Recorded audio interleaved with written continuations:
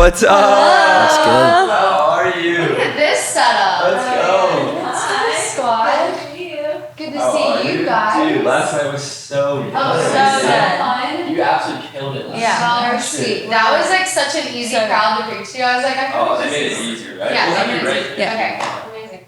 Oh, look. Wait, let me, Ooh, your nails. I love your nails. thank you. I literally Mine had the are- exact same I before, wanted- and then I went back and just did They're the so same cute. thing. I love them. It's like Alright. now everyone's doing it. Yeah, I It's know. like the Haley Bieber Yeah, yeah. now. I Yes.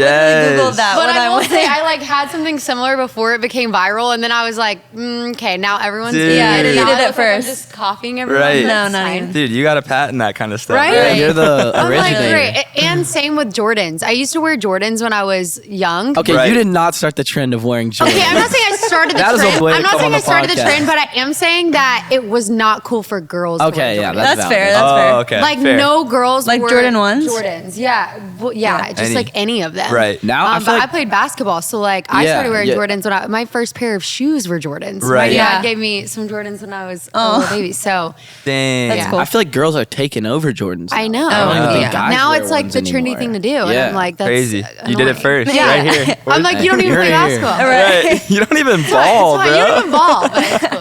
But That's yeah. so good. Thank you so much for like hanging. It's like 9:30 in the morning. You definitely did not have to do this, but we're so this happy is you fun. did. This We're is so fun. glad. Super Yeah, chill thank too. you. We're already yeah, rolling. we're already Yeah. rolling. So- So, Oh, amazing. Just off Yeah. the bat, we like to start off with a little game called "If Preachers Weren't Preachers," and we got three of your friends, I guess people that are in your space. So basically, the idea of the game is if blank wasn't a preacher, they would be a blank. You got to come up with another gosh. occupation. Oh, yeah. Okay. Can make Is it this funny, like, you can take it do wherever I have you to want. answer it within an amount of time? So No, it's like, no. No time. Okay. Okay, so the first Take- one, you if say- Sadie wasn't a preacher, she would be blank.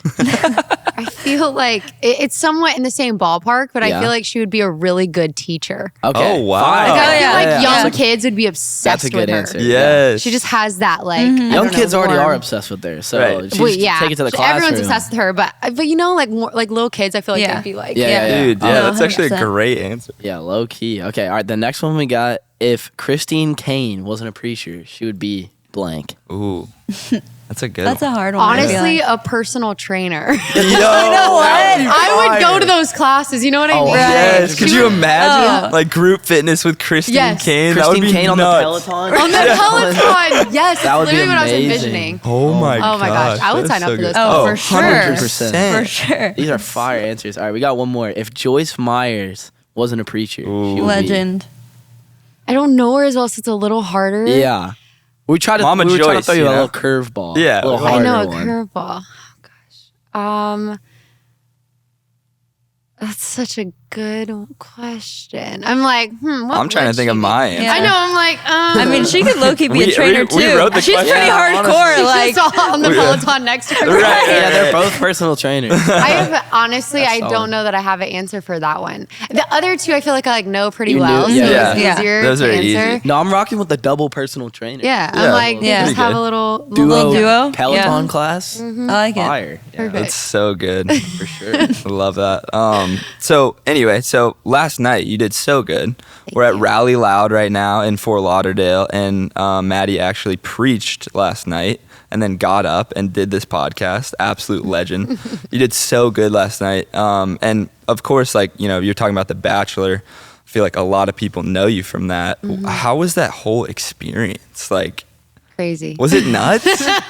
Absolutely insane. Like, Crazy. I can't even put it into words, honestly. But and I talked about it a little bit last night of just how, you come off something like that and you're dealing with trauma, heartbreak, Yeah. judgment, misunderstanding on such a large scale. And it's reality TV. So it's not like you're becoming an actor, an actress that you've been like prepping for it. It's like your whole life changes and you didn't know what it was going to be like until it changed. And then now you're like, what is going on? right. And so it was crazy. But now I feel like I'm able to see how God has used it in such a beautiful way Right.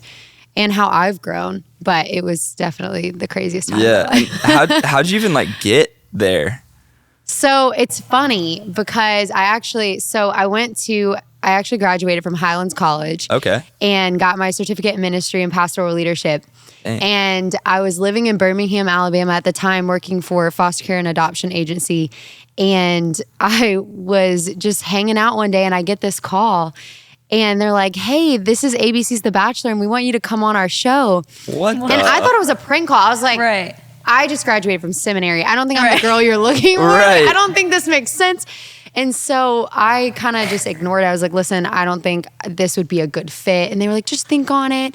Right. And so I didn't really think much about it. But as I talked to my mom about it and just prayed on it, I felt led and called to do it. And then I found out later that a lot of my friends had sent in my application and I didn't know. Wow. And I was like, cool, guys. I mean, Right. a little heads up, Oh a my little God. warning, you That's know? bold. That's actually kind of clutch for them to do I that. know. Now I'm like, wow, you played such a massive role. Like, Right. God's calling for my life. Wow. Crazy. But yeah, they had no my idea at the time. gosh. They were just like, Maddie just got out of a relationship. Let's submit her for The Bachelor. I'm like, No okay. way. Wait, so were you already like clouded at that point, or like what? Like that's just so they just like randomly chose you? You were just No, like, a yeah, I college was kid? I was working at foster care Wow. adoption agency, like from home, just chilling in Really? Birmingham, Alabama. Yeah. I mean, I did like news for my church, the Highlands News or whatever for the church, but Yeah. that was it. Like there was nothing. Oh, wow. I was just hanging so out. no there. other Yeah. like TV or shows or Wow. nothing. That's crazy. Nope. Oh my gosh, that's crazy. I feel like so many like people are tapped in with The Bachelor and so invested in it. So I feel like the question that's burning on everyone's heart is how much of that crap is real? You know, I how love that much you of it said is crap staged? because it's Yeah. what it is. Right. I'll just say Literally. it. So yeah, I would say with as much as I can answer this without getting fined. Okay. Yeah. I Let's would not do that. I don't want to get an invoice for. because they're like, You might get a second call from The Bachelor. yeah. That's Right. not as They're like, good. Elijah, we need you to fly out to LA. Right. This is ABC's The Bachelor. Right. Yeah. I would say, like, at the end of the day, no one can make you do anything. Yeah. And I think what I saw was there was a lot of situations where if you aren't extremely rooted and grounded in your values and in what you believe and in who you are, it's very easy when there's voices in your head, you know, telling you to do something or asking something of you that you may not even be comfortable with. Right. And I saw a lot of people, you know, kind of fall into that and change themselves in order to be, I don't know, more liked or to get a rose or whatever the case may be. But I think something that I was so thankful for was, you know, I came into it, my relationship with Jesus was so strong. And so for me, it wasn't like I was hoping I had what it took, you know? Yeah, It was yeah, like, yeah. I mean, I'm just loving the Lord. I'm just living my life and just staying true to who I am. But I definitely think that if you're on the fence of like, who am I? What do I believe? Then you get in an environment like that and it's so easy to just conform, cave to absolutely whatever. Yeah. So 100%. I think it's more of not even like, is this real or not real? I think it's more of just like people are constantly telling you to do stuff. And Right. if you don't really know what you want to do or who you are, you're just going to do it. You Yeah. got to be rooted. Yeah. Yeah, 100%. Exactly. No, I remember watching you on that season. I was like, she knows what she wants. She's not gonna like cave to, you know, what people are saying and all these different things. And even now, like with where you're at, first off, like, are you in a relationship? And like, what do you look for? Like characteristics and all of that for a partner. Like, what does that look like for you? Yeah, it's funny because people are like, so if this is your list of requirements, why did you go on The Bachelor? I'm like, well, I can explain. But I am in a relationship and Let's go. So fun. it's been so amazing and so redeeming. He's unbelievable. I've never met anyone who loves Jesus more than him and So cool. who just loves people better than he does. And so that's been amazing. I would say what I look for. So I actually preached on it. It's funny because I'm working on my second book and I was telling Miss Lisa Hughes last night, I was like, I actually got inspired for my second book because of the message that I preached when I came here the first time. Because they asked me that's all awesome. about relationships. And it was Yeah. the first time I'd ever preached on relationships. Everybody had always asked me, you know, confidence and all identity, all these different things. Right. And so I was like sitting on the flight and I was like, yeah, what am I going to preach on relationships on the way over? And the Lord just kind of of dropped, like, you know how all preachers have like the like, it all starts with the same letter, you know? Yeah, oh, yeah, And so I'm like sitting on the plane and I'm like, what are things that start with the same letter? Yeah. that just Yeah, flow? And that's when I came up with my 3 C's and 3 P's. And my 3 C's were the 3 things that I needed to find in someone before I would even consider dating them. Okay. Wow. And then my 3 P's were the 3 things that I needed to see in a relationship before I would consider marrying them. Oh, And wow. so up until literally this point in my life, like there hasn't been anyone who had all 3 C's and all 3 P's. Wow. And so the 3 C's are convictions, character, and chemistry. Okay. So those are the 3 C's. And then the 3 P's, I'm like, it's been a while since I've talked Yeah. about it. I'm like, patterns, purpose, and peace. Oh, that's And so good. those were So good. really huge for me. And because I Yeah. think, you know, we live in a time where everyone is just talking about, you just got to be passionate. You just got to, you know, feel it, all these things. But Right. I think one thing that was really important for me is what is he consistently doing every day? Like that, I was really looking at that. Like, what are his habits? What are his patterns? You know, what does that say about him? Is he consistently producing fruit? Is he consistently getting better? Yeah. And so that was really, really important for me. And then, of course, peace, peace has got to be there. Yeah. So those are, you know, some of the main things. Of awesome. course, there's other things, but those Yeah. are like the foundational things that I absolutely have I to love have. it. That's so What's good. the So top good. of that list? Like The top? you got to put one quality that you just can't go without. One Out of the P's and the C's. We'll take, you know, loving Jesus out of it. You mean now? Yeah. Yeah. Okay. Aside Because from I'm that. like, you know. Yeah, that's kind of Okay. important. Gosh, out of all of those, I mean, okay, I would say convictions falls and loving with Jesus. So I'll just take that one out. I mean, I would say, you know, someone with a good character. Like, I mean, you know, obviously someone who has integrity, they're going to like Yeah. follow Are you with really actions. looking for the character? I feel like there needs to be some L's because we got to put looks in there. You know? Well, that was the chemistry. Okay. So I would say okay. falls in the chemistry. I would say Yeah. chemistry is like one of those things that probably like initially Yeah. like Right. you want to have. Yeah, yeah, yeah. You know what I mean? Like I'm probably only going to be interested if there's that like Off the bat, like chemistry Yeah. there. and Of then you course. look for the other C's. And then I look at Right. the other Yeah. stuff. That's what keeps me there. So Yeah. it's like Right. chemistry captures and then the rest keeps. Yeah, Wow. that's good. That's Chemistry a sermon. She's Yeah. preaching. Right. I'm like, it just hit me right there. That's That's so so good. good, I actually. love it. And even like last night in your message, you kind of talked about identity a little bit there. What would you say to like the girls watching the podcast and like just the culture we live in where, you know, purity, virginity is not really valued anymore? Like, Yeah. what would you say to them for, you know, maybe they're feeling that pressure of like Right. all of these different voices that they have? Like, what would Yeah. you kind of speak to that? This is one of my favorite things to talk about. I feel like not a lot of people go there. Yeah. And it is a very sensitive subject because I know that, you know, from even just the people and a lot of people in my life, not everyone has made that same decision to Right, save yeah. themselves. And for a lot of people, that is a source of shame and regret and guilt. Yeah. And, you know, I always like to start off by saying, like, Jesus loves you so much Yeah. and Jesus is so proud of you, and making a decision today from this day forward to save yourself from marriage not only blesses you, blesses your relationship with the Lord, but also will bless your future husband. Yep. And so to the girls, and then Yeah. vice versa Yeah, to the yeah. guys. And so I would say, you know, no matter your past, like choose today, you know, the kind of person that you want to be, the kind of life you want to live. And I think for me, you know, the decision was made when I was really young, but then I had to almost reassess it a few times because, you know, when you make it at 15, 16 years old and then you get into college and you're by yourself and Right. you don't have your parents around you, you have all the free time, you have the empty dorm room, you know, that's where the real pressures hit. And I just remember one night, I mean, I had just seen so many of my friends, you know, make some different decisions and how I had been living my life up until that point. And I knew that I was going to be faced with some pressures and it was going to be really hard to stand firm if I hadn't made a decision before the heat of the moment. Yeah. And so I just got down on my knees and I was like, Lord, will you just show me who I am and will you just lead me in this way? And I felt like in that moment, he kind of just, you know, dropped that in my spirit that was something that I really wanted to value. Because, you know, it's like one day I'm going to be getting married and then that person gets all of me and I'm made one with them. But it's like Yeah. before that, I'm one with Christ. And so it really was so important to me of like, man, I don't want anyone else to get me because Christ has all of me. And the only person that deserves me is the one that is also going to be made one with me in Christ. And so that was really my perspective in it. And just honestly, even from a place of like, just confidence of like, hey, not just anybody deserves me, you know? And come on. And that's, and really like, it almost just, I was like, yeah, no, you don't get this. Like, what are you talking about?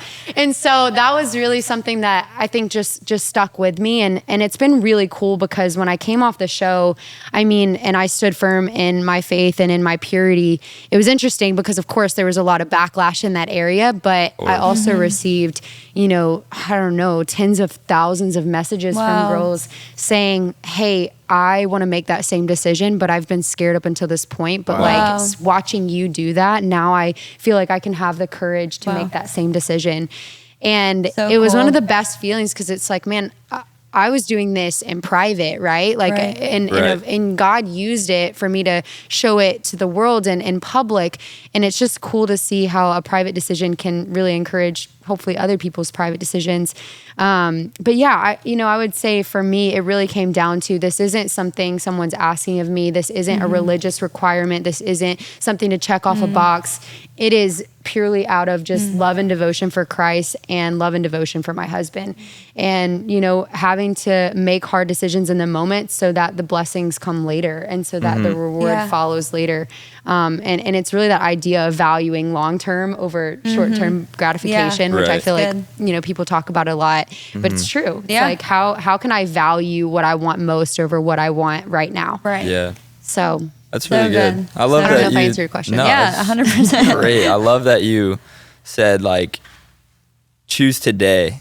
Like maybe you have done stuff in the past, but today's a new day. Absolutely. His mercies are new. Yeah. I feel like a lot of people get stuck in like this place of like, okay, like I already did it. Yeah. Whatever it is. Absolutely. And like, okay, now it's just not a big deal anymore. Like I'm too far gone or anything like that. But you really can choose today. Absolutely. Change the trajectory of your life in that you know, decision and move on from there, which is so good. And I think so many people need to hear that. Yeah. Especially like, you know, this is for the youth. This is for our, you know, youth ministry. And I feel like that is going to put so much hope in people for sure. And I think it's like so important to have like a cool role model for the young girls out there that's like actually like keeping their purity. Like I'm sure there's like other girls out there that are doing it, but I think it's like for guys too, like there's not too many people out there that are like well-known influencers that have that value. And I feel like it didn't used to be like that. Like that's like a recent cultural thing. So I think it's just so huge, like for you to just be an influence in like young girls' lives that they look up to you as like, I want to be like her, like she's cool. But then to actually like hold those good values, like it can't be understated, you know? Yeah, for sure. It has impact that like, just like maybe like an older like mom telling their daughter could never have. Like the different voice in their life for sure. 100%. For sure. Thanks for saying that. Yeah. I feel like most of the people around me haven't made that same decision, but God has so redeemed it, and God has used their story and their testimony to encourage and help other people. And so it is one of those things where it's like, man, from this day forward, you can choose the person you want to be. You can choose to honor God with your life, with your body, you know, with your relationships. And I think so much of it, to kind of circle back to what you were saying, so much of it does come back to identity and who do you believe, like what do you believe about Jesus and what do you believe about yourself? And because so much of our actions and so much of our decision making comes from that place of how we view the Lord and how we view ourselves. And so it's going to all circle back to that. If you place high value on your relationship with Jesus and you place high value on your relationship with yourself, then that's going to totally change how you have relationships with others. Right. So, okay. That's good. Off the dome, I just thought of a question related to what you were saying with the characteristics that you look for in a guy. Would you ever, like you currently now, with your values, would you ever, I know you already have a boyfriend, but would you ever date a guy that hypothetically speaking wasn't keeping his virginity? Or is that one of those like core values that's just like you can't budge on? Because I feel like it's like in our culture, it's like, oh yeah, like let's forgive them, but I feel like it's also like can be very important. It can be a huge like telltale sign that someone's not on the same path as you. So where do you like go on that, you know? Do you mean like in the past they haven't, or you mean moving forward they don't want to have that value? Yeah, I guess Like like currently. moving like Currently. they're just like, I mean, I don't know. I'm not Okay, like, yeah. Because that's what I would say is it's way less about what they've done in the past. looks like and way more about what the present and future looks Totally. like. Right. And so like where do you stand right now? If they're in a place of, hey, this isn't really something I value, I think personally to me, and this is different for everybody, but just personally for me, I think it's even less about, oh, like virginity means a lot to me. I think it speaks to an even deeper issue and thing. And so for me, I think I would personally be like, hey, that's kind of all I need to know. Yeah. And I'd be peacing out. Yeah. And that's not out of like judgment or anything. It's just like, hey, for me, Right. like I want to be in a relationship where we have an aligned vision of where we are and where we're going, and we're going there together and we're on the same page. Because if I'm trying to like get you there and drag you there, it's exhausting. Right. And I don't want to have to be, you know, I believe that the man should be the leader, you know, and so it's like, Right. I don't want to have to be the leader of the relationship saying, 100%. here should be our values. Here's what we should Right. do. Yeah. Like I want a man who is where I'm at spiritually or a step ahead of me and is like, hey, you know, here's where we should go. Here are our values and convictions. Yeah. And I'm like, great, lead Yeah. me. Yeah. So 100%. that's That's kind of good. how I feel about Yeah. Hey, you guys heard it here first. If Right. hit them with the deuces if they're not, Yeah. if they're not on the same Right here. page as you. that. The double peace signs. That's so funny. Well, hard topic switch here real quick. You brought up last night that you played basketball. Yep. I believe your dad was a coach or is a coach at Auburn. Mm-hmm. Let's go. So you grew up in that culture. In Ball that is culture. life. Ball is That life. was you. That's Like so if I good. wasn't at church camp, I was at basketball camp. Really? And I was like 6 years old leading the varsity boys in basketball dribbling drills. No, you were not. Yeah, I'd be like, What? eyes up. What? Keep your eyes up, head up. Butt down. Yeah, I'm like, bend those legs. Right. So that's how I was Oh raised. my Like I said gosh. earlier, my first pair of shoes were Jordans. I mean, that was just my life. I Right. grew up in the basketball gym. My dad was my coach my whole life. Wow. And then Oh my when gosh. I went to Auburn University to study communications, my dad actually went to Auburn University to coach basketball. And I was like, Dad, you're literally following me. So he left coaching me in high school to coaching at Auburn University No under way. Bruce Pearl. Yeah. So literally your whole entire My whole life. career of basketball That's was amazing. That I is love so that. good. And did I read right? You guys won or went to 4 state championships when you were in high school? When I graduated, we won 4 out of 5 state championships. Wow. Oh So my I have so many gosh. rings. Yo, she's should've, like, iced out. worn You it should out. have, bro. I know, What the where are heck? they? We need The them. thumbnail would have been crazy with the rings, bro. What's like the That would have been so crazy. what's the craziest game you ever played? The my craziest God. What position basketball were you? story? I was point guard. Oh, Okay. okay. Shooter. Got PG. it. So literally the craziest We can time. grab your coffee real Oh, quick, too. Yeah, Great. bring it on. Yeah, bring the Guys. coffee on. Thank you so Oh, much. fire. I think I was the iced vanilla latte. I got the double shot. Better, Oh, yeah. better We rip got the a shot ski on the You pod. need it like We gotta, Oh yeah. I'm trying to get turned on the pod. Oh my Oh, gosh, I I hate know. that. I I know. hate Oh, that. gosh. Tati, what was yours? What did you I had a matcha. get? Matcha. Thank you so much. I wonder if they ran out of straws because it's Fire. a black straw. like a it little threw me tiny off. straw? It's small and it's Thank not you great. guys. Yeah. Are you Faith or Faith? Thank you so much, Faith. Faith. Shout out You to can't Faith. forget Faith. You can't. The And best. you know what? I met a guy last night who Oh, yeah. was named Believe. How cool. Same. I was like, that's I the was coolest like- name I'm I've ever like- heard. That's I'm a like, sick man, name. Right. I'm gonna think about Right. that when I name my kids. Yeah, right. We got Faith. We got Believe. Believe? I mean, dude. Oh, fire. I mean, it looks fire. Yeah. Yeah, fire. Perfect. On ice, baby. Oh, shoot. I didn't mean to take 2. Thank you so Thank much. you so much. Okay, thank you Shout so out to Faith. much. She's an absolute dawn for just going out of her way to get us I know. coffee. The Just like my aesthetic, you know? wrinkle, Nice. aesthetic Wrinkle is thing. completely I'm gonna ruined. go Thank you, back. Faith. Yeah, Nando, you're gonna have a little work to do, you know? And just Photoshop the whole thing. Right. Great. Lord. What were we talking about? Oh yeah, Okay, craziest. craziest game or Oh, craziest story yes. from your So this basketball is career. actually really crazy. So I mean, we were really, really good. We won every state championship till my senior year. Okay. Senior year hits. I know, That's tough. right? Hurts. That's deep. the one you don't want to lose. Exactly. So we come into senior year, and there was a team who, at the time, you weren't allowed to recruit in our division. Right. But there was a team that highly recruited, and we were all like short, but we were extremely athletic. Right. But we were super, super short. And they had this one girl who was like 6'2". And she was way taller than all of us. She came out of nowhere. Out of nowhere. Dang. And so we couldn't even compete because our tallest girl was like 5'9". And so all they had to do was just like throw the ball up, and she just caught it. And oh my God. So it wasn't even close. They played us one time during season, and they beat us by like 30 points because we couldn't guard the girl. Like we had no, it was just That's no way. just not fair. So my dad's plan was, this like championship game, was to slow the game down. He's like, that's the only shot we got. If we play a normal paced basketball game, we're going to lose by a lot. Yeah.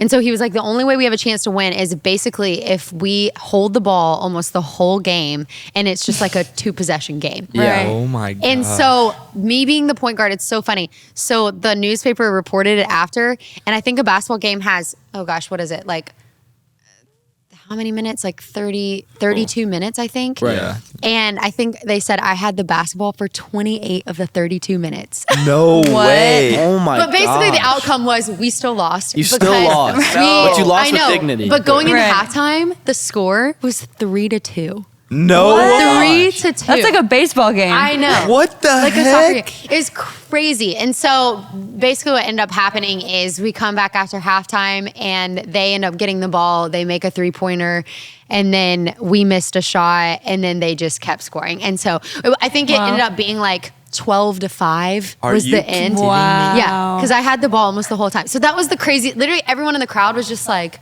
"What are we watching? Right. Like, What she's is just going on?" holding Yeah, the ball yeah. the whole game." It was Was crazy. the other team like upset like that you guys were They were doing upset because they literally, it was the only time they like won the championship, and the reporter, the whole thing was about the fact that we You held the ball. Yeah, that's crazy. I was like, Dad, that's how you do it right there. If we're not Like, gonna win the still game, calling at least on we us. won Right, some yeah, press, right, you know? Yeah, they're still talking about us. It's fine. Oh my gosh, amazing. that's That was crazy. Dang. So growing up, like especially with sports and everything, you must have probably been like, were you a pretty like disciplined person? Yeah, I didn't have a choice. My dad, Yeah. my dad made sure. 5:30 wake up, workouts. Oh, the first whole one in the thing. gym, last one to leave. I Dang. mean, and he was so tough on me that, during that time in high school, I hated it. I was like, Yeah. this is unfair. Right. All my friends are going to dances and vacations, Yeah. and they're all skiing right now and on this amazing church retreat. Yeah. And I'm in the gym, like playing camp after camp after camp. And it was so exhausting. I would get so upset. And he's also like super like annoying about guys. So like if any guys on the basketball team liked me, he would like just treat them just like trash. So they would be so scared. Like they wouldn't ask me out. They were so scared Yeah. because of my What are you, dad. Dad? And there was even this like one time where my dad like came up and said something to this guy, and he literally just like puked everywhere. I was like, No oh my God. way. I was like, let me live my life. my But he was God. just like, he was such a good coach, and just like, he's just very disciplined and Yeah. very big on, and I even talk a lot about this in my book, but he's very, very big on the power of preparation. And so he just believes like, you're not going to have a good performance, and you don't deserve the accomplishment if you're not willing to work hard and prepare well. Yeah. Yeah. Okay. And so he was super, super big on that. And so growing up, that was something that became a value of mine from a young age. And I look back now and I'm so thankful. Like Yeah. I would not be who I am today if my dad hadn't been my coach. Yeah. Because that was just one of the values that was established at a young age. And I learned how to be the hardest worker. I learned how to always be the most prepared. And so that just translated into my relationships, my Yeah. communication, in anything. Right. And so I'm so grateful for it now, but it was hard. I mean, he was the hardest one on me. If someone else on the team messed up, he is like calling a timeout, going off on me, nose to nose with me, yelling. And I'm like, I didn't do anything wrong. He's like, you're the point guard. It's all your fault. No and I'm way. like, oh. That tough And love. So, I know, That's that's the tough love. But I look back now and I'm like, I'm super grateful. Yeah. So do you think like the discipline has translated? Like what's kind of like your like routine these days? Yeah. Like Morning waking routine up, type like beat, yeah. So I definitely think it's translated. I think it depends on my season with how good my discipline is. Right. Because when I'm traveling a lot, it's really hard, to cook the meals I want to cook. Yeah. And Of course. Keep yeah. it work out routine, how I yeah. work That's out. real. I would say, of course, like the thing that I'm most consistent in is my relationship with the Lord. I Right. know I literally have nothing to give if I don't have that time Yeah. with Him in the Amen. morning. I'm like, if I'm going throughout my day and I'm not filling myself with Jesus, people are getting Maddie, and that's just scary. So Right. let's not give them Maddie, Right. and let's give them Jesus. And so that's something that, of course, is a huge priority for me. Wake up. I actually read the verse of the day on the Bible app, and then I go make breakfast, coffee, and then that's when I like sit down and have my legit quiet time. Go through a book in the Bible. I'm going through Luke right now, and then just kind of study. I journal. I pray. And then try and like meditate and pray like throughout the day. When I'm in a really good discipline season, then after that go work out, and I'm doing that 5 times a week. And either personal training or doing a class or something. And then, I try to be good about my sleep. I'm pretty all over the place with my sleep because I'm usually going to bed at like 1, and I'm like, ugh, and I should be getting up at like 6 or 7. Right. But at this point it's 1, so probably just Right. Not until gonna happen. 9. You gotta get your 6 So, hours. Yeah, exactly. I'm like, gotta get my sleep. So I would say it kind of depends on the season. When I'm in like my most disciplined season, I'm definitely like looking at the physical, emotional, mental, spiritual, relational, like trying to be disciplined in all of those areas. Yeah. So you're ripping a Devo every day. Like, did you rip a Devo before you came here? Or will Yeah. you do it after? No, before I came here. That's Yeah. crazy. Yeah, dude. I have to. I'm Yeah. literally, I've had the mornings where I don't like, Right. sometimes you are just like super rushed or you miss Yeah, your yeah, alarm or yeah. you know what I mean? I mean, course. you can't be legalistic. I'm like, I have Right. to be somewhere in 2 minutes. I'm not going to Right. like sit down. Yeah. And so I mean, I've had moments where I didn't get that in and my whole day is off and Yeah. I'm just not my best self. 100%. I'm irritable, I'm moody, Oh, yeah. and I'm snapping at people and I'm like, why am I so snappy? I'm like, oh yeah, I didn't get my time with Jesus. Yeah. Yeah. That's I can definitely relate to the like seasons of discipline, but that's good. That's actually a good point. Let the workouts have seasons of discipline, but not the Not time the with quiet God. time. That's Quiet not an time. excuse Let's for go. your prayer time. Yeah. Right. That's so good. And you mentioned you're writing your second book right now. Yeah. Let's go. Writing my That's so second book. Exciting. It's crazy. I can't believe it, but it's exciting. It's a Yeah. long process, so Oh, it takes yeah. I a can while. imagine. Yeah. I don't even know what that Like, I goes don't- into. What kind of went into made for this moment? Like, how did this kind of like come about? Was it kind of just like one day you're like, dang, like I need to write this book, or how does that even work? So it's funny because I actually wrote a whole book before I went on The Bachelor. I Oh, wow. was in a very hard season before then and just a very intense season of loneliness and what I felt like was preparation, which now I know what God was preparing me for. Right. But at the time, I just felt like God was like, hey, I'm preparing you. And it was just a really hard, refining, humbling season. And during that time, I felt like the Lord was just kind of laid it on my heart to start writing. And at the time, I mean, I'm like, who am I writing to? Myself? I guess this Right. is encouraging for me.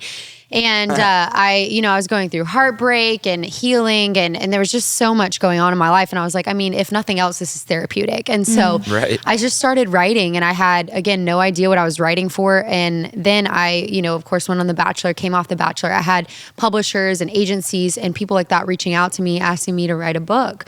I was like, wow, that's kind of crazy because I actually wrote one. So cool. my But at gosh. the time, my book was different. So I ended up changing it. The book that I had written was actually all about like redirection and how you make plans for your life. But oftentimes the plans that we have, God will often redirect, but it's not rejection. It's actually redirection to his best. And I talked kind of about that. But then when I came off the show and they were reaching out and I was reading all these messages from these girls and from people, messaging me about, being encouraged by my faith and my story and my purity and confidence and those things, I was like, man, okay, I just want to like really hit home with that.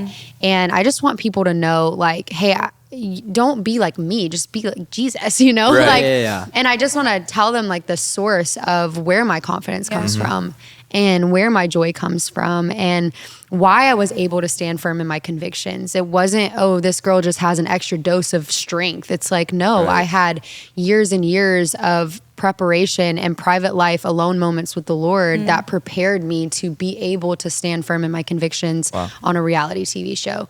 And so I wanted to really share my heart in that. And when they asked me to write a book and they were just kind of bouncing off ideas with me, I was like, actually, you know, the verse that God gave me before I went on the show was Esther 4:14. And it was just a verse that I felt like, you know, those things that just like pop up everywhere. I mean, I know we can be as a culture, really obsessed with like signs, but it felt like a sign. It was like everywhere I went, I saw Esther 4:14, and that's not something you just like see all the time. Like, I feel like that's not the most common thing in the world.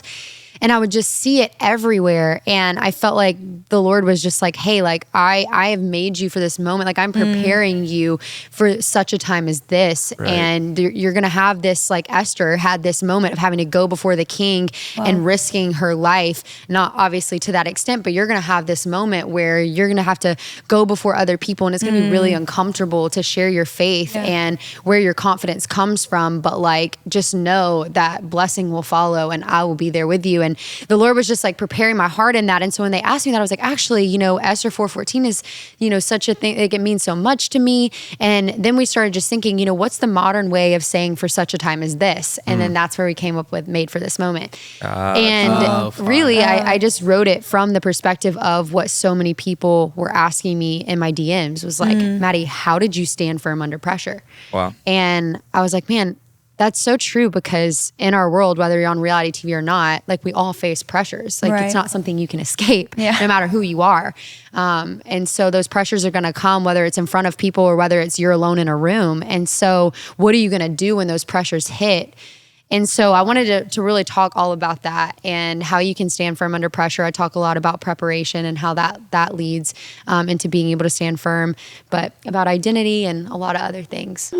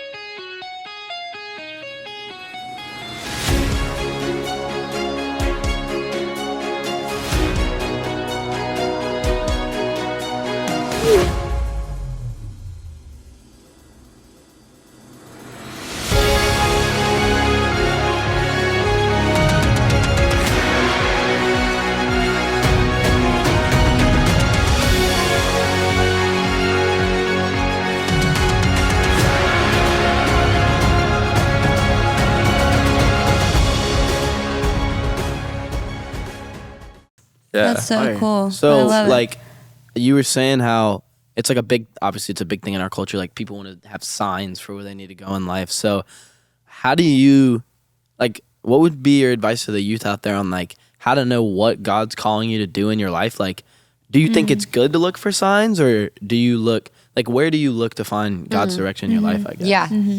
I would say that's a great question. I would say, you know, I think sometimes when people say things and it like completely contradicts God's word, I'm like, I don't think that's from the Lord. I don't think he's going to contradict himself. You know what I mean? And so, you know, I've had friends come to me and be like, I just know I'm supposed to be in this relationship. And I'm like, well, what is this relationship founded on? Like, what does the relationship look like? And then I hear them talk about it and I'm like, so why do you think you're supposed to be in this relationship? And they're like, well, you know, like maybe I'm supposed to encourage them in their faith. And you know, I saw this sign one time, and, you know, when I was praying about it, I saw this sign that was a ring and I just knew. And I'm like, what? And so I think there's situations like that where I'm like, no, I think it's actually your feelings that are leading you rather than God's call and conviction to what he has for you. And so of course I would say it's got to align with scripture. Like it's got to align with God's word. If I'm sitting here saying I'm supposed to be in this relationship,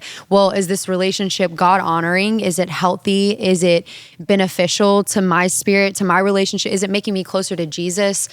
Like those are all things that I'm going to look at in whatever this scenario is. I think, you know, too, I mean, I think it's different for everybody from like how they hear from the Lord. And so it's kind of one of those things where it is hard to talk on because, yeah, I mean, maybe for some people, you know, they do hear from the Lord and he speaks to them through signs and wonders and things like that, you know? Right. And so I'm like, that's amazing. And I think for me, I've had seasons of my life where he has spoken to me in that way. And so I think it just depends. But I do think that for me, I'm not seeking out the signs. Yeah. I'm just seeking Jesus. Right. And then he'll speak to me how he speaks to me. And so whether it's he speaks to me through another person or whether he speaks to me in my alone time with him or whether he speaks to me through signs, you know, I know it's him speaking because I know his voice because I spent so much time with him. Yeah. And because I was seeking him out, he made it so evident and clear where he was leading me and where he was calling me. But I think so often we confuse, you know, God's voice with our feelings. And I think that's what you see a lot of times in culture. It's just like spending time with anybody else. Like once you spend as much time with them, you know their voice, right? You don't have to physically see them to know who's talking. And I think that's so key. It's like going back to like the non-negotiable in your life of spending time with him every day. Like that's how you hear his voice. You spend time with him. He wrote you 66 letters, like read them, you know? And I think that's where sometimes maybe we get confused. I get confused. Everybody gets confused. Is like, nah, you got it all right there, you know? Like tap in. And like, tap in with the Bible. With the Bible and like, yo, new Bible. I think every day. I think it's gonna take a lot of the confusion away. To be honest, like absolutely. I think people overthink that kind of stuff sometimes. And I just love that answer. And you know, it's not always. I will say it's not always black and white, and I'm a very black and white person, and so it can be really hard sometimes. But I will say, it is always evident when it's of the Lord because there is always peace. Right. So it may be like peace doesn't mean it's perfect and peace doesn't mean it's easy. Right. You may be in a relationship and there's some things that need to, you know, you need to overcome. And it doesn't mean that that person's not right for you just because it's hard. No relationship that's worth it is going to be easy. But at the same time, like, there is a difference of like if God's peace is present or it's not. And I know that from like my past relationships of when I tried to force God's peace there, you know? And I'm like, why do I feel so confused? And why am I so frustrated? But like, God, make it happen because I just want it to happen. And I ignored the fact that I didn't have peace. I'm like, no, I mean, I was in a relationship for 4 years and I just remember like he checked off all the boxes. He had everything, but the peace wasn't there. It was the only P that was missing. Everything else was there. Dang. And it didn't make sense why there wasn't peace. Like I couldn't understand it. And I was so frustrated. I was like, God, but it makes sense. Everyone else affirms it. You know, he's a man of God. But I couldn't explain why I didn't have peace. And I just had to trust that. And I just had to be led by that. And so sometimes it isn't so black and white. Sometimes it's just like, there's just some people that can't take you to where God's calling you to go. And that's not anything against that person. It's just like, I can't be the best for you and you can't be the best for me. And that's okay. So what would be like your advice to like a girl or a guy? I always, when I'm thinking of questions for you, I'm thinking girls because I always picture you like speaking to the girls, but so I'll just frame it like that. But like, let's say a girl who's in a relationship with a guy, maybe he ticks off some of the boxes, but she doesn't have that peace. Like, what's your advice for that girl? How she can, not like how she can break up with him, but how do you get out of a 4-year relationship when you start to feel like maybe this isn't the person God's calling me to be? Man, I think for me, it came down to like, this is going to really hurt right now. Right. But, you know, would I rather settle and for the rest of my life have to deal with that? The fact that I settled. Or would I rather hurt right now so that I can have God's best later? And that's where I had to get to because I was like, I know this is going to really hurt. This person has been my best friend for 4 years. Like, and I've thought of a whole future with them. But at the end of the day, if I just do this because it's comfortable and easy and because it's available and because he wants me, then I'm going to have to live with the fact that I just settled instead of waiting for God's best. Yeah. Right. And I just would encourage that girl, like, do not settle. Like, know what you are worth. Yeah. Know that God has so much more for you. And if there's an ounce of like doubt or hesitation and question in your mind of, am I settling? Then the answer is probably yes. Yeah. Right. I always like to say, you know, there's three things that like for me, at least, like when I really know that it's right is when that person, and this goes for friendships too, but when that person, you know, makes you more like Jesus, they make you become more like Jesus because they just exude Jesus. So every time you're around them, you're becoming more like Jesus. The second thing is they push you closer to Jesus. So every time you spend time with them, you literally leave wanting to go spend more time with Jesus. Right. Right. And then the third is they help you accomplish more for Jesus. They help you know, live out your God-given purpose and make a difference and add value to people. And so for me, when those three things are there, like it's I'm not saying there's always going to be peace, but most of the time there's full peace when those three things are fully checked off. Not always, but a lot of the times. And then the rest of the time, it's like, just pray through it. If there's like something in your spirit that just feels a little hesitation, a little worry, a little confused, like just listen to that, lean into that. That doesn't mean you have to like jump on it immediately. Right. Pray through it. about Ask some people in your life, like talk to a mentor, talk to some accountability, and say like, what do you think about this? Like, what is this? What does this speak to you? And run it by them. And yeah, just keep praying through it. So fire. I love that you talked about peace not just being in like a romantic relationship but with friends, because I think a lot of people like don't really think about it in that way. But who you're around and who you're with all the time matters even just as much as something like that. But what would be something like, even the people you hung out with when you're in high school or all that, like what would be something you would tell a younger version of yourself now, like knowing what you know now and what you've walked through? Gosh, I would say, so I have two younger sisters and they are my best friends and they mean more to me than anything in the world. And as they were growing up, I'm so protective. I'm like that crazy protective older sister. Same. I'm like, you mess with my sister, like I will show up at your house. I'm crazy. I'm an 8 on the Enneagram, so I love it. Yeah, You're an 8 I'll too, go right? there. You know, Yeah, I actually let's am. go. Let's go. I don't believe in the Enneagram. I don't. Well, Putting that out there. Yeah, just go. I'm like, I like the Enneagram, but I do think that some people can take it way too far. I'm a 10 It's on a the personality trait sometimes. It's not even him. Yeah, You know. you're like, I'm just the Enneagram, Right, not who God called me. to be. Right. Right. So I would say, like, for them, when they were growing up, I always would tell them, I'm like, man, the most important thing literally in your life is relationships. Your relationship with God, your relationship with yourself, and your relationship with others.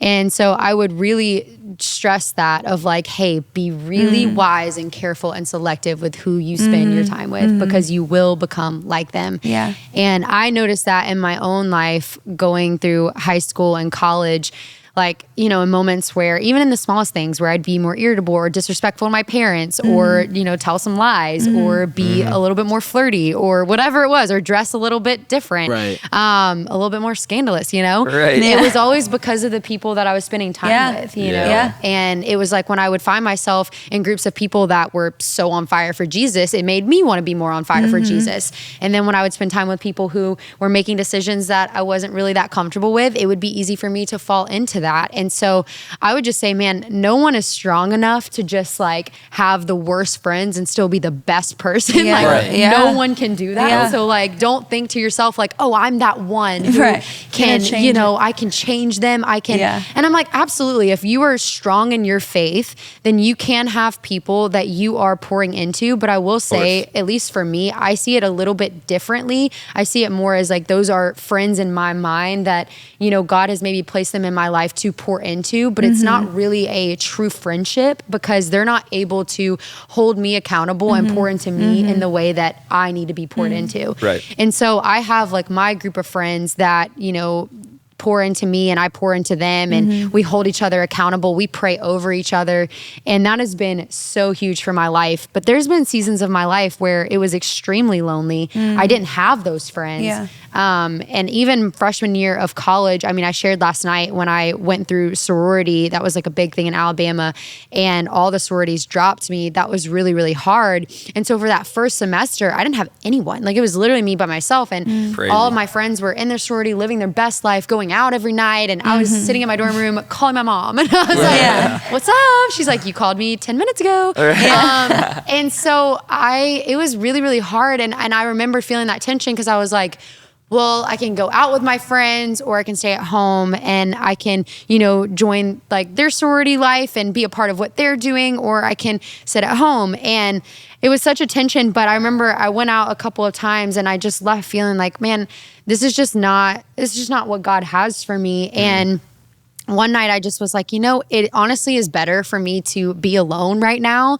than for me to be surrounded by people that are only going to pull me backwards. Wow. Right. And I had to get to that point where I was like, I would seriously rather be lonely than be with people that are leaving me worse than how they found me. Yeah. Right. Yeah. And I had to get to that point where I was okay with that. But then there comes a time, because God doesn't call us to do life alone. Come on. There comes a and there comes a time where it's like you got to take action. Yeah. Because I think so many of us, it's like we can just be like, well, I'm just so lonely. And I'm like, well, what are you doing about it? Yeah. Right. And so for that season, I feel like it honestly was good because it called me to rely on the Lord and truly develop that friendship, most importantly.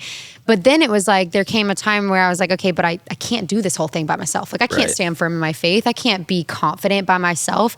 I mean, I can, but it's just going to be really hard. And so I started joining a church and getting involved. I joined a small group, and at that small group, I met like one of my best friends. And to this day, she's going to be in my wedding. Like it was such a beautiful God ordained moment. And I just remember like that changed everything for me, because I was like, I am no longer, just hoping I have what it takes to stand firm. Like I now have someone who like shares the same values as me and is praying for me and walking alongside of me and encouraging me, checking in with me. Hey, how are you doing in this area? Yeah.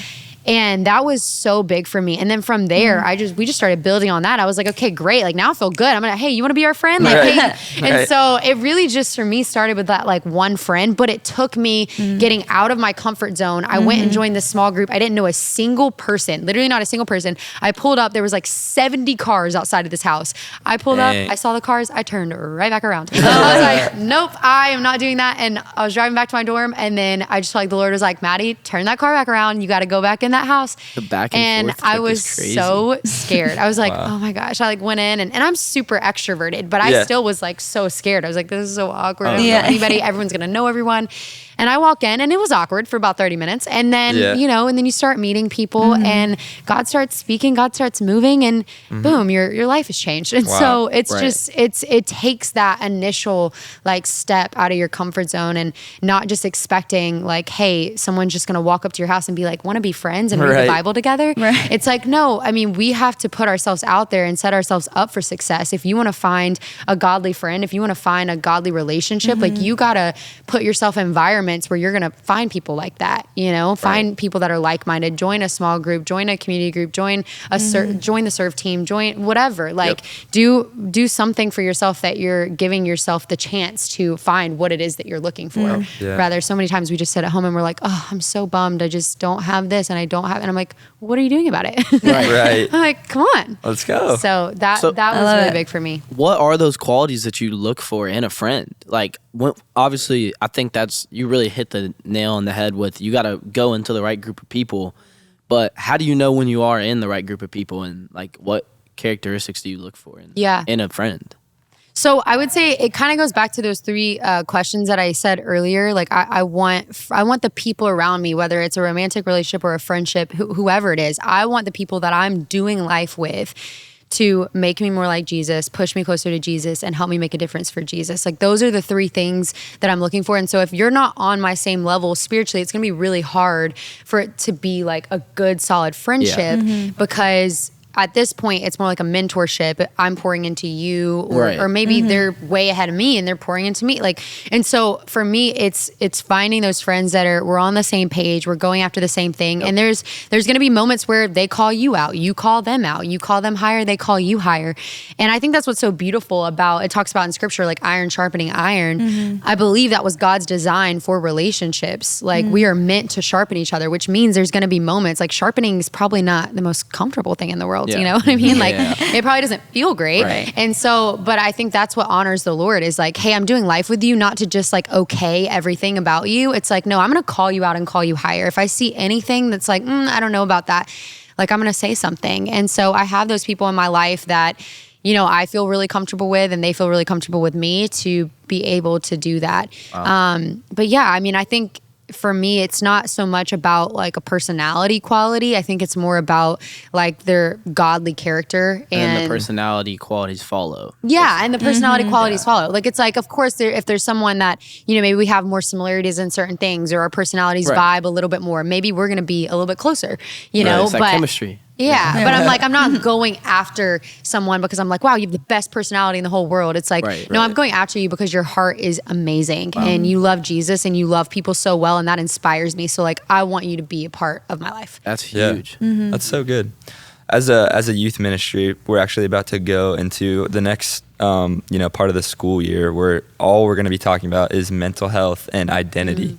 And I feel like your testimony is so encouraging because I feel like you've been through so many seasons where you could have lost your identity, whether it's on The Bachelor or you're in college and you get dropped from all the sororities and like you're sitting there questioning like, who even am I? Am I worth any of this stuff? And so like if you could maybe give our students a practical handle of like, how do you know who you are and how do you stay firm in that through all these different things that are coming at you in life? Yeah. Gosh, I mean, I would say this sounds so like cliche and simple, but I would say truly for me, it just came with a prayer of like me hitting my knees and saying, God, will you tell me who I am? And will you help me see myself the way that you see me and not the way other people see me, not the expectations that other people have on me, but like, who do you say that I am? And then turning to God's word. And like you're saying, these are 66 letters that he's written to me. Like how could someone like that love someone like me? My mind can't comprehend, but like, let me find out why. Like, let me read about him. And it makes me think of the story in the Bible, in the Gospels, where Jesus asked Peter, like, who do you say that I am? And it's in the moment that Peter recognizes who Jesus is, that then Jesus then affirms who Peter is. And he says, this is who you are. You are Peter. And, goes on to say like what he's going to do for the kingdom. And I just think that's so powerful because I think it first starts with our recognition of who Jesus is. And it's going to be impossible for us to discover who we are until we know who he is.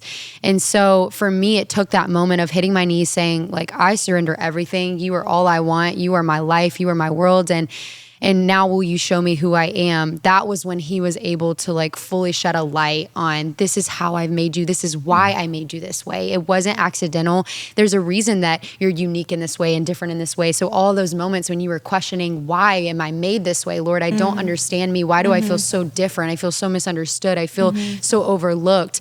The Lord just begins to shed light on, this is why I made you that way. And it was so intentional and it was so on purpose. There's nothing accidental about you. Yeah. And he just begins showing you that. And as you begin learning yourself more and more, spending more time with Jesus and just even like studying yourself, like, why do I like the things that I like? Why am I good at this? Kind of dating yourself in a way. Right. You just begin to grow in your confidence in your relationship with the Lord and your confidence in your relationship with yourself. I don't think it's this like overnight thing. And I also don't think that it's something you're just born with. I think it's something that every single person on this planet has the opportunity to have. And I think that's what's so beautiful about it is the Lord is so good, not to just like, hey, it's only available for some. Right. Sorry guys, you didn't make the cut. He's so inclusive. So he's like, here you go. Like it's available to all of you. And it literally just took me recognizing, hey, I need a savior. I need you to tell me who I am. Like I can't do it without you. And in those moments, he just began, showing me. And then it's a constant, like I'm constantly learning about myself. In every season, I learn something new about me. And so it's cool. And then there's certain seasons where, my confidence even looks a little bit different where, I went through a season after The Bachelor where I lost over 25 pounds because I was extremely anxious and had just been through just so much trauma.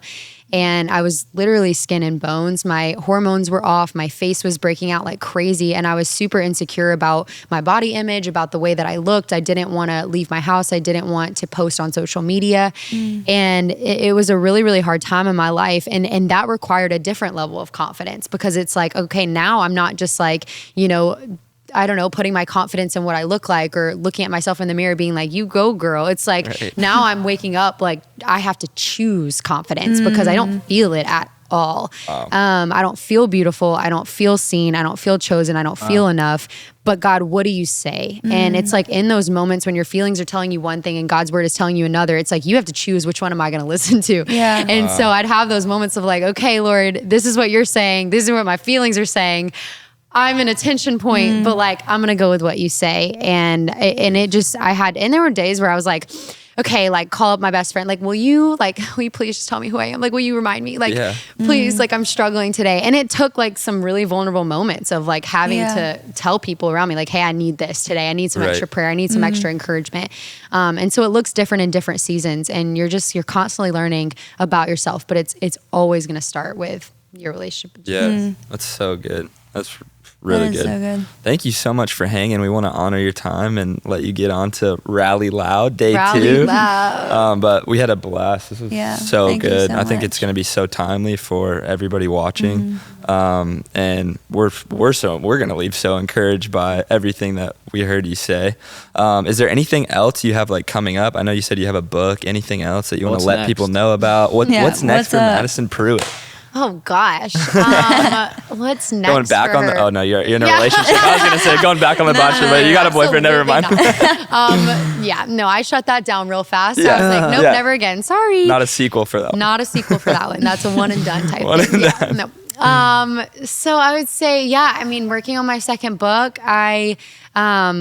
merch just came out and that was super fun. I've been working with my team on that for a long time and we came up with some really cool merch that was like, I don't know, it was one of those things where it's like encouraging, but we didn't want it to be like super spiritual. And so it's like, there's one that just says like, turn your frown upside down. And it's just like one of those like fun things that it's just fun and encouraging. Plug it real quick. Is it MadiPrew.com? Yeah, MadiPrew.com. Fire. Let's but go. I need to restock because all the sweatshirts are sold out. Dang. Too late. Hey, follow her on IG to get the next drop. I know. The next drop is happening soon. Fire. So that's pretty much it, honestly. Just hanging out, traveling, hanging out with friends, books, speaking. Yeah. It's incredible. Amazing. Last question before we go. Who do you think we should have on the podcast next? Ooh. Any good suggestions? My goodness. Always looking for good people. I'm trying Maybe to nobody. think of This who- podcast sucks. Nobody comes. I wouldn't recommend anyone. No, you guys are amazing. I'm trying to think of like who really encourages me. So far, we've had Joel from Maverick City, and we've had Chad Veach. Okay. And then you're the third. Yes. I would say, I'll just speak from like the 3 biggest women influencers in my life. My mom. Incredible. And then I'd have Jenny Mama Prew. Allen Okay. is my mentor and just phenomenal. And then Janine Amapola, who's preaching today. Oh, So- let's go. cool. She's here. Yeah, she's here. And she has a podcast, and she has a podcast. Okay, dope. Happy and Healthy. Go check it out. Yes. She's my best friend. Amazing. And roomie. She's my roommate. Oh, she is? fire. Yeah. No Love way. it. Yeah. She actually came up to us yesterday and was like, oh, you guys are the Youth Nation podcast? Yeah, we met her yesterday. Yeah. Oh, dude, sick. we definitely got to have her. We on. definitely- yeah. Okay, there you go. Done. It's done. I'm like, it's too hard to pick, so let me just tell you like my Right. friends, Yeah.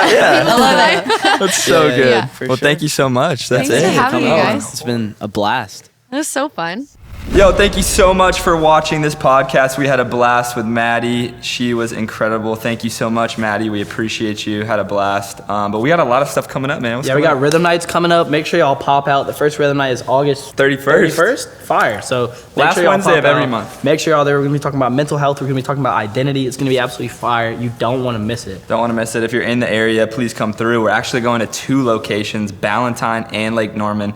We got all of that stuff for the north and all that stuff for the south. That sounds horrible. I don't know, maybe we can cut that out. But Anyway, appreciate y'all boys tuning in for the pod. Make sure you leave a like, subscribe, hit the bell as well, leave a comment. Love y'all boys. See you on the next one. Peace.